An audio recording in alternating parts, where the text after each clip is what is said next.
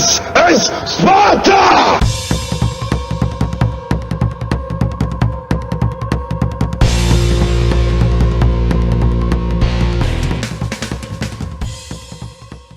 Hello everybody and welcome back to World of Tanks. My name is Spartan Elite 43 and tonight we're doing something a little bit different. You guys asked for it, so I'm bringing it to you. You guys asked for a garage tour, so it's been a while since I've done anything like this, and about the only way to do it is to do live commentary and just talk as I go. So let's get started. Now I've got several tanks, and of course there's a lot of tanks that I've sold, so not everything that I've unlocked will be in the garage, but you'll see the most fun tanks that I've found over the years and the ones that I play all the time. So let's start with the American because it's at the first, you know, because American. Anyway, so right off the bat you see T49, little baby Dirk. Everybody loves it. It's just so much fun to play. You know, there's something about this tank. It's a speedy, maneuverable dirt gun. Who doesn't like it? Alright, so not my best tank, but at the same time it is fun to get into, and that's one of the things you'll notice about my my tanks. I like fun tanks.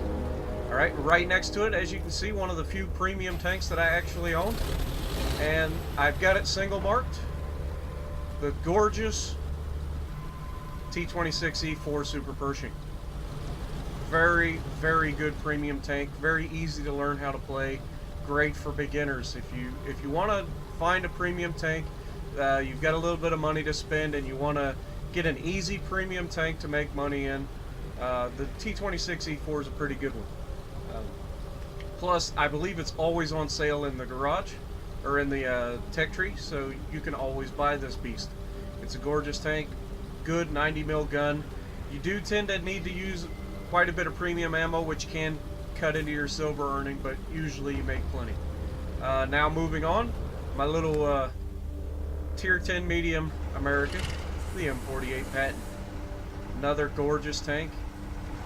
Not always, you know, American tanks aren't always the best tanks in the game, but they are some of the most beautiful. They just have nice lines and curves, and they're good looking tanks. Now this Patton, you guys have seen me use it. You've seen me love it. I forgot this is the new view. I've never used it. So now we get a look at everything without the HUD. Now let's see if we can move over to the next one. No, actually can't. So we have to go back to the other view. But anyway, M48 Patton, great tier 10 medium tanks. You've seen me use it. I'm not the greatest in it, but I still can put it down when needed. Next, my tier 9. This is a little bit of a cheat. You guys haven't, I mean, you've seen me play it a little bit. I'm on the road to the T110E5 trying to fill out the American tech tree. And the M103, I don't have it fully upgraded yet. I need one more upgrade. But another good looking American tank. I mean, they're so good looking. They're curved in all the right places. They're proportioned well. It's just good looking tanks. Alright, so M103 American tier 9 heavy. Another great tank. I'm not very good in it, but as long as you keep this thing hull down, where you can like hide behind a dead tank, hide behind a building, just pop out. You'll see that a lot with American tanks. Just pop out, shoot, and get back. Next, tier 10 American heavy tank, the autoloader of the bunch, the T57 Heavy, aka the King Cobra. Another good-looking tank. A little weird, you know, a little weird-looking compared to some of the tanks from the American line, but you know, you can see where I get the Cobra, the King Cobra name, because to me that looks like a Cobra head, minus the gun, of course. You could maybe say the gun is the tongue, but I mean that kind of looks like the turret looks like a Cobra, so that's why I call it the King Cobra. Now moving on, we've got a new tank that I've been working on, and I've actually kind of fell in love with this little tank, the T67.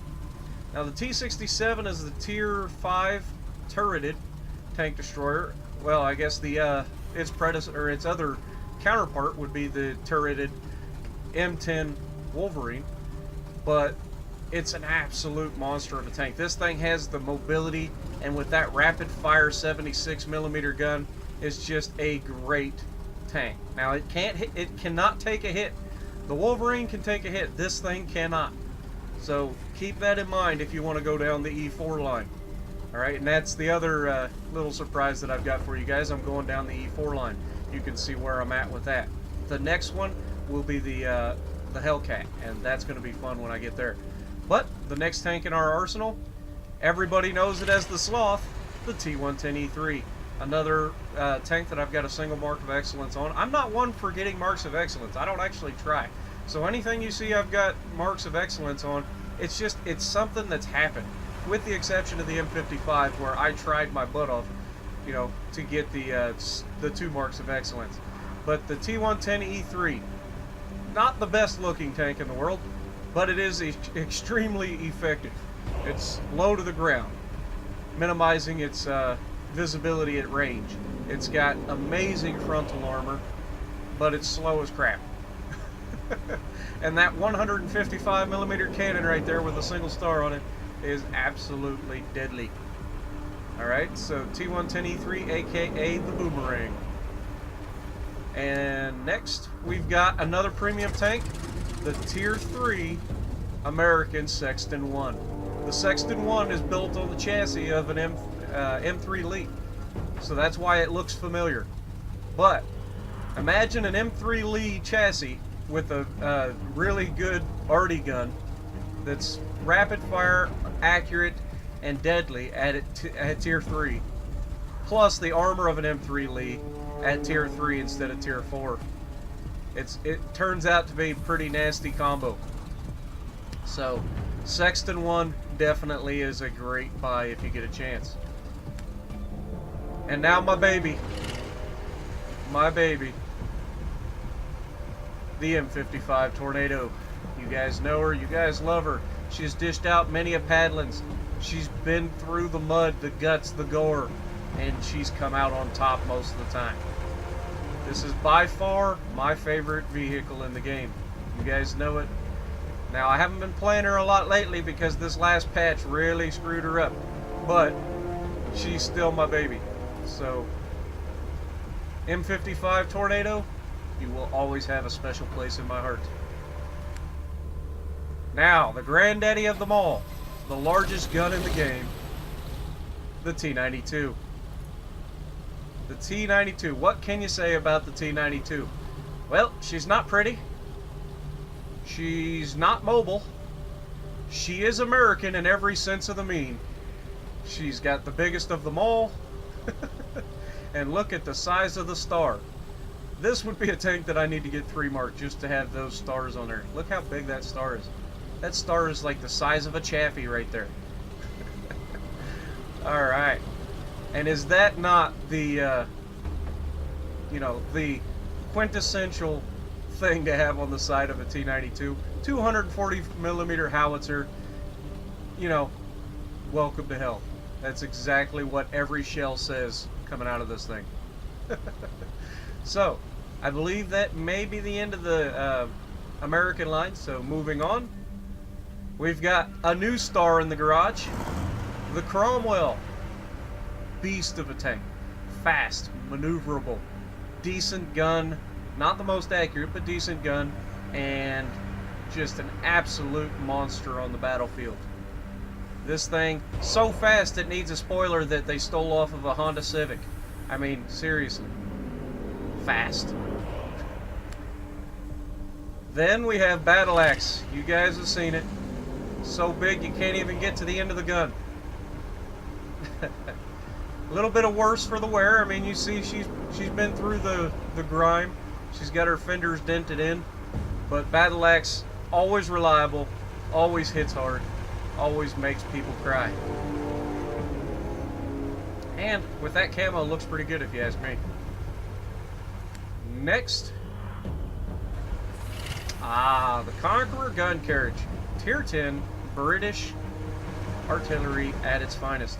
Mortar, need I say more, 230mm or 233, something like that. A little bit smaller than the T92, but not much.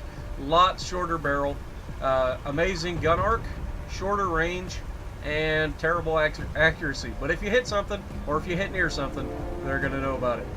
Plus, the interesting turret that's built into the chassis. It's an oscillating turret that gives you similar gun oscillation to maybe the M55, but not quite. I don't think it's quite 60 degrees, but it is pretty good in both directions. So, now we're on to the Germans. We have the Stat Panzer / the Ram Panzer / the Panzer 5.4. Great Tier 5 premium tank. Just absolute monster for its tier. It's got good armor, good mobility, not the most maneuverable in the world. It's kind of like a American muscle car. Really good in a straight line. You try to turn, bad things happen. But it's got a good gun on it. It's very reliable and has more hit points at its tier than any other tank, I believe, even the heavy tanks. So keep that in mind. That is why people ram with it. It is a monster. And my first ever tier 10, the Jagdpan Z100, aka Cyclops, the destroyer of worlds himself. Just a gorgeous tank. Like, I know I say American tanks are gorgeous, but Germans got it down too. They might not be curvy, but those angles, it's something to just gobble up. Look at the angle on the upper plate of that. It's thick and angled. Nasty. The bottom plate, angled, not as thick. Superstructure, forget about it. Unless you hit the outside edges of this superstructure. You hit the mantle where you see all those bolts going around the gun, yeah, you're not pinning that. You hit left or right of that, you got a chance. Anywhere else, you might as well try to get beside it or behind it, because if you're in front of this gun, it's good night. Next, we have everybody's most hated tank destroyer other than the Death Star. The fake tank that didn't actually exist except in drawings where they take an AA gun and mount it on an E100 chassis. The Waffentrager Alpha 100 with the 128mm cannon, 6 rounds of absolute devastation. I only wish that they didn't put that stupid shroud on there. Who needs to protect a crew that doesn't exist? Come on, make it happen. Give me a naked Waffle. That's all I ask. Naked Waffle. Make it happen, Wargaming. Now, one of the few tanks that I have that's from low tier, this little French tank here, is called the Hotchkiss H35. There's been a few videos that I've made on it, and it is an absolute beast of at its tier. Most tanks at its tier cannot even touch this tank. It is that nasty at its tier. It's got so much armor and such weird angles that nothing pins it. Now you see the flat spot where the driver would sit? Yeah, that's where you need to hit if you're going to try to pin this. Or the turret where it's flat. Everything else is angled, and that little gun will pick you apart. You've seen me do it. It's a nasty little tank. It's slow, but you don't need to be fast when you can park in the middle of everybody and tear them up. Moving on. The absolute most OP medium tank in the game, right? This slick, sleek, nasty medium that I hate so much. I am not a fan of this tank. Even though I own it, I hate this tank. It is the Batchat 25 ton. Weighs 25 ton. It's in the name. Can't mess it up. Anyway, the Batchat. Nasty auto-loading medium tank. Very, very fast. Not the most mobile. Like, it goes fast, but it doesn't turn at all. And you don't realize that until you get in it. Like, it is not maneuverable at all. But the name on it, Intrepid, of course. Because, I mean, look at those lines. That's a gorgeous tank. And such troll armor. Like, this thing doesn't have any armor. My M55 has the same thickness armor that this thing has. This just has it angled at all kinds of weird angles. So it catches so many people while you're moving, it'll miss everything. And now, another Batchat. The Batchat 155-58 Tier 10 French autoloader. You guys know it, you guys love it. El Terrible. The terrible one. lives up to its name every time. 155 millimeter cannon, 4 shots, 8 seconds between shots. Gorgeous. Everybody wants me to join their game right now. Here's the tank that everybody was given, the Rosentai or some Rosenei, or I don't know how you do that. Dirk tank, it's basically a KV2, only smaller and more mobile. It's very, very good. Now, the real king of Dirk, the KV2. Big, ugly, but strong tank. Absolute monster with 152 millimeter howitzer. It does work. It does work. Many people fear this tank. IS-3. IS-3, Tier 8, Russian heavy tank. Absolute monster. And, you know, with that spaced armor and the pike nose of these Russian tanks and the squash turret, like, they do have a very good profile. I like them. Kind of reminds me of a Dalek. If you guys are Doctor Who fans, you know what I'm talking about. If you're not Doctor Who fans, well, sorry. You just have to look it up. Dalek. D-A-L-E-K. Dalek. But anyway, IS-3 is an absolute monster of a tank. Everybody wanted the fatherland. Not everybody got the fatherland. If you want the fatherland and you don't have the time to put in those ops, guess what? Or you don't want to buy it, just go out and get yourself an IS-3. All you got to do is go through the tech tree. Not difficult. And the Russian heavy line is pretty easy to play, even for me. Now, I believe this could be my last premium tank in the lineup. I've had other premium tanks, not real fans of them, but I believe this is, you know, the tank named Sioux. The Sioux 122-44, absolute monster. This thing has great mobility, an absolute great gun, and you know, with that slanted armor on the front of that, can actually bounce quite a few rounds, as long as they're not ridiculous. But you can bounce quite a bit in this. And as you can see at the bottom of the thing, everybody wants me. Okay, finally, I believe this is my last Russian in the lineup, unless I still have the Artie. I could still have the Artie, but the Object 268, crazy train, guys. This is the one that you know and love. Absolute monster of a tank destroyer. It's got a great gun, though it does tend to be a little inaccurate at times. But it's essentially, you hit it, you will pin it most of the time. And I do still have the Artie in the lineup, so the Sioux 14-1, the party barge, the battle barge, whatever you want to call it. Big, ugly tank. Bigger than a Tog. Just nasty ugliness. But that 203mm 8-inch howitzer is deadly at tier 7. Now we get to the new line. This is the TVP VTU tier 8 check tank. It's not fully upgraded yet, but I'm getting there. Absolute. So far, I'm not too upset about this. This is better than the T-34-100, even though it's still got a 100mm cannon that's not an autoloader, and it doesn't have the gun depression that I would like out of the other check tanks. So hopefully I get the gun depression back. Hopefully we can get this thing fully upgraded, and hopefully we get back into the autoloaders. Now, that's the end of the garage, folks. So let me know in the comments below what you guys think.